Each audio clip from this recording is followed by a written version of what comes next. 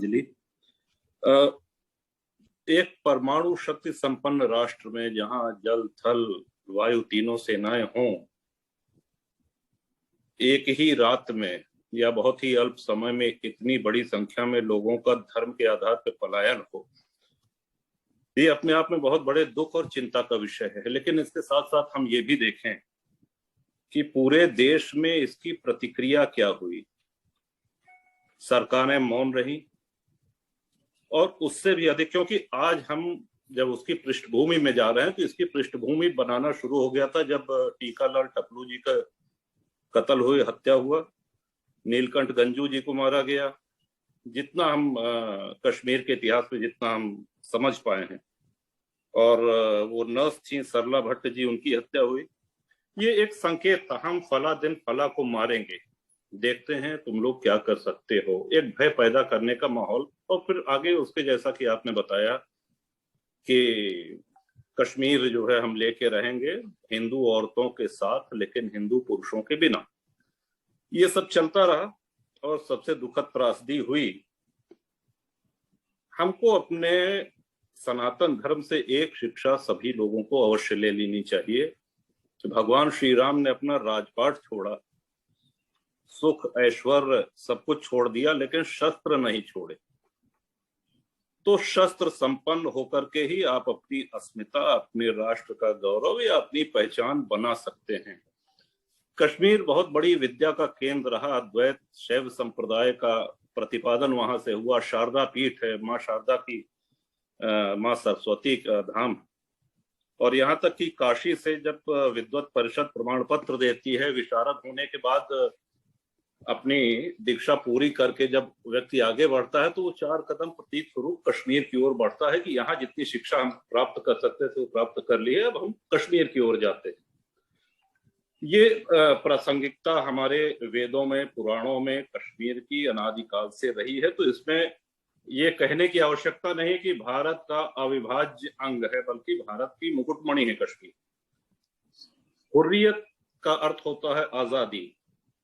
Hurriyat conference, अगर वो हुर्रियत की बात करते हैं, किससे आजादी चाहिए आपको? देखिए, कश्मीर तो हम देने से रहे इसलिए कि वो हमारा अभिन्न अंग है, आज से नहीं अनादिकाल से।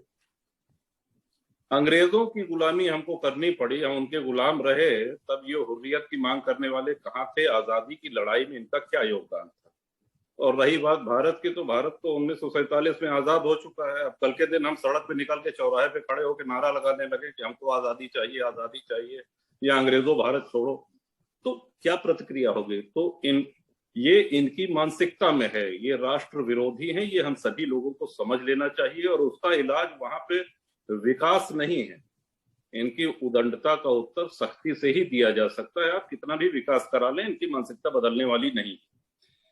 तो ये मूलभूत हम सभी लोगों को, चाहे वो 370-35A हो, किसी भी नेता ने और बहुत कम पत्रकारों ने ये आवाज उठाई। बाबा साहब अंबेडकर ने जो आरक्षण की व्यवस्था करी, उससे कश्मीर के दलित वंचित रहे।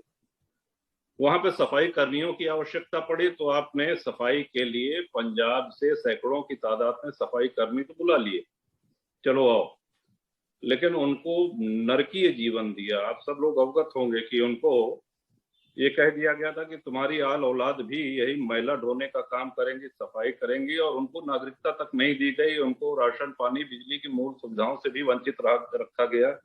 उनके बच्चे अगर पढ़ लिख लें तब भी वो सफाई कर्मी से आगे कुछ नहीं हो सकते थे। अब बहुत से दलित चिंतक हैं, बहुत से संविधान विशेषज्ञ हैं, इस ओर क्यों नहीं किसी का ध्यान आकर्षित करा या इस विषय को क्यों नहीं उठाया गया, ये एक अलग विषय है।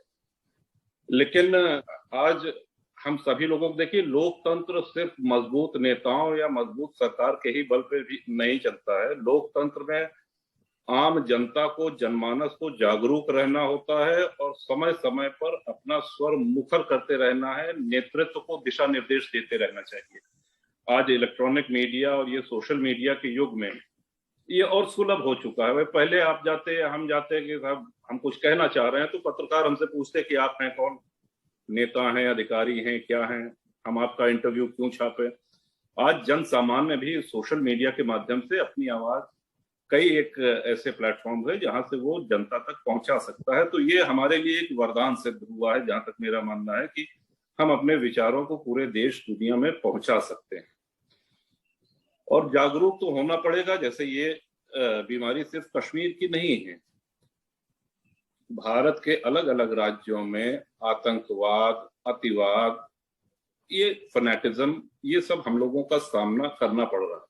जैसा कि हमने कहा कि एक समय का दुर्भाग्य था कि महाराणा प्रताप लड़ाई लड़ रहे थे हल्दी घाटी में और बगल में हल चल रहे थे, खेती हो रही थी, कोई भी जीते हमसे क्या मतलब, ये नहीं वो होंगे, वो नहीं वो होंगे। तो इस भावना से ऊपर उठ करके हमको राष्ट्र चिंतन करना ही पड़ेगा और इस दिशा में ठोस कदम उठाने पड़ेंगे, लोगों को जागरूक करना पड़ेगा। और भारतीयों को जागरूक करना ये विश्व का बड़ा कठिन और दुष्कर कार्य है।